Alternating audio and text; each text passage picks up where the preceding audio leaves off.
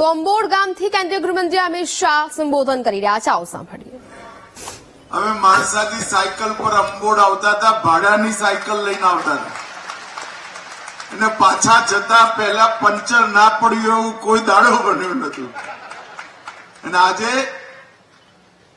માણસાથી હું અહીં આવ્યો, રોડ પર ચકમકતો રોડ, મેં ભૂમિપૂજન કર્યું હતું, માનું ભવ્ય મંદિર, અને હવે અહીંયા મોટું તળાવ સરોવર બનશે. ભૂપેન્દ્રભાઈ, માણસાના વતની તરીકે તમારો હૃદયપૂર્વક ખૂબ ખૂબ આભાર માનું. ભાઈઓ બહેનો, અંબોડનું તીર્થ, કાળી માતાનું મંદિર, ન જાણે કેટલાય સૈકાઓથી મેં મારા દાદા જોડેથી વાત સાંભળેલી. લોકો કહે છે 500-550 વર્ષ પહેલા મંદિર બનેલું. આ મંદિર આસપાસના સૌ લોકોના મનનું શ્રદ્ધાનું કેન્દ્ર છે. થોડા સમય પહેલા મેં કહ્યું હતું કે આ મંદિરનો જીર્ણોદ્ધાર યાત્રાધામ, પવિત્ર યાત્રાધામ બોર્ડ કરે. સુંદર મંદિર બન્યું. તમે સુંદર બેરેજ પણ બનાવો છો, પણ મુખ્યમંત્રીજી, મારી એક વિનંતી છે, બેરેજને 1 કિલોમીટર અંબોડથી આગળ લઈ જાઓ તો અહીં સરોવર પણ બન્યું. ને અંબોડની આગળ માના આંગણમાં 12 મહિના પાણી ભરેલું રહે, અંદર બાળકો બોટિંગ કરતા હોય, લોકોને આઉટિંગની વ્યવસ્થા હોય અને સાંજે માની આરતી એ થતી હોય. આવું એક સુંદર ધામ અહીંયા આગળ બન્યું. નરેન્દ્રભાઈએ ગુજરાતના મુખ્યમંત્રી બન્યા પછી તરસ્યા ગુજરાતની તરસ છીપાવવાનું કામ. મને બરોબર યાદ છે, હું 97માં ધારાસભ્ય બન્યો, પહેલી વાર વિધાનસભામાં ગયો. ઉત્તર ગુજરાતના બધા ધારાસભ્યો એક અવાજે અમારા ત્યાંથી બોરવેલ બનાવવાની પરમિશન આપો એની માંગ કરતા હતા. નથી મળતી, કારણ કે ડાર્ક ઝોન, 1200 ફૂટ ઊંડું પાણી ગયું હતું. ખેડૂતો બોરવેલ માં પાણી કાઢે તો પહેલા ટાઢું કરવું પડે, પછી ખેતરમાં નાખી શકે, નહીં તો પાક હરગી જાય. આ આખી પરિસ્થિતિ બદલવાનો વિચાર, જેની છાતી કાચી પૂચી હોય ને ભાઈ, એને આવે જ નહીં. અને નરેન્દ્રભાઈએ કચ્છ હોય, સૌરાષ્ટ્ર હોય કે ઉત્તર ગુજરાત હોય, ગાંધીનગરથી ડીસા સુધીનું આપણું ઉત્તર ગુજરાત, આ દરેક જગ્યાએ પાણીના તળ ઊંચા લાવવાનું કામ કર્યું. સૌથી પહેલા નર્મદા યોજના પૂરી કરી. કોંગ્રેસે નાખેલા બધા અડંગાઓને સંઘર્ષ કરી મોદી સાહેબે પાર કર્યા. અને નસીબ જુઓ, જાણે ભગવાને નક્કી કર્યું હોય, ભાઈ તારા હાથે જ થશે. વડાપ્રધાન બન્યા અને દરવાજા પણ નાખવાનું કામ પૂરું થઈ ગયું અને આજે નર્મદાનું નીર ઘેર ઘેર પહોંચ્યું. ભરૂચથી લઈ ખાવડા સુધી, વાયા સુરેન્દ્રનગર, વાયા અમદાવાદ જિલ્લો, કેનાલ પહોંચાડવાનું કામ પૂરું થયું. વરસાદમાં વહી જતું પાણી ગુજરાતના 9000 થી વધુ તળાવોમાં નાખ્યું અને એના પછી એ પાણી વરસાદમાં વહી જતું હતું, વરસાદનું પાણી વહી જતું હતું. સૌની યોજના કરી સૌરાષ્ટ્રના ગામડે ગામડે પાણી પહોંચાડવાનું કામ આપણા નેતા નરેન્દ્ર મોદી. બધાને લાગતું હતું કે નર્મદા તો થઈ ગઈ, ઉત્તર ગુજરાતનું શું? એમને સુજલામ સુફલામ કડાણાથી કાઢી ડીસા સુધી પહોંચાડી.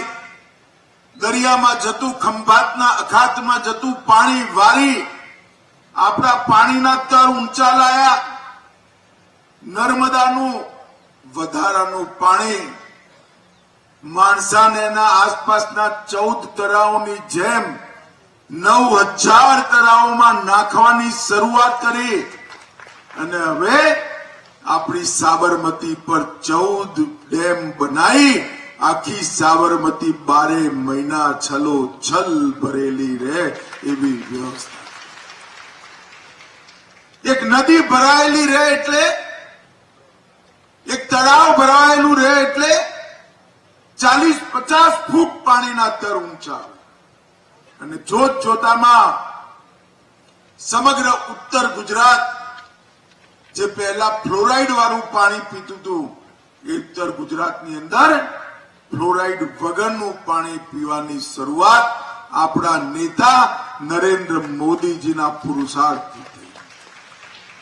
આજે એના અનેક કડીઓમાંની એક કડી અંબોડની કાળી માતાના આંગણમાં એક મોટું સરોવર બનશે.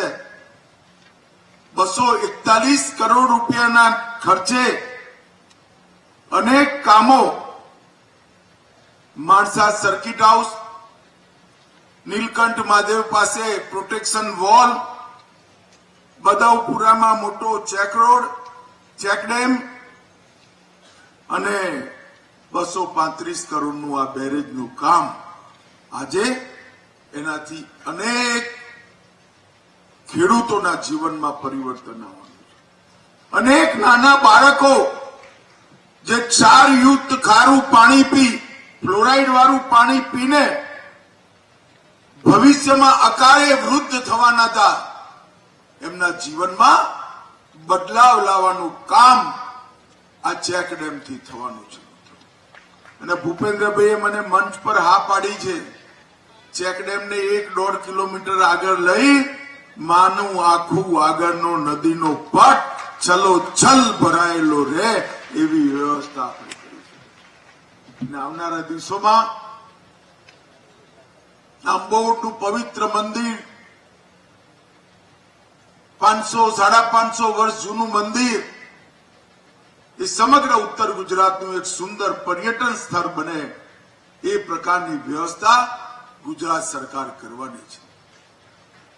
મિત્રો, હું ધારાસભ્ય તો અહીંથી થોડા દૂરના વિસ્તારમાં, લોકસભાનો સભ્ય તો કલોલથી બન્યો છું, પણ આ બાજુમાં માણસામાં જ મારો જન્મ થયો, ત્યાં રમ્યો, ત્યાં ભણ્યો, ત્યાં મોટો થયો અને આજે માણસા તાલુકાના વિકાસના કામો જોઈ મનને ખરેખર સંતોષ અને આનંદ મળ્યો.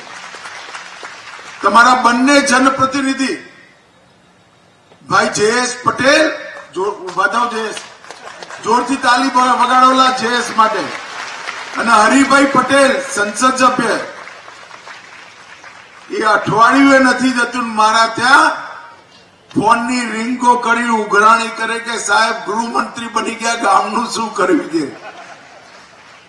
પરંતુ મિત્રો, આવા ઉઘરાણી કરવાવાળા સાથીઓ હોય તો આપોઆપ કામને ગતિ મળે, કામને વેગ મળે અને કામો પૂરા પણ થાય.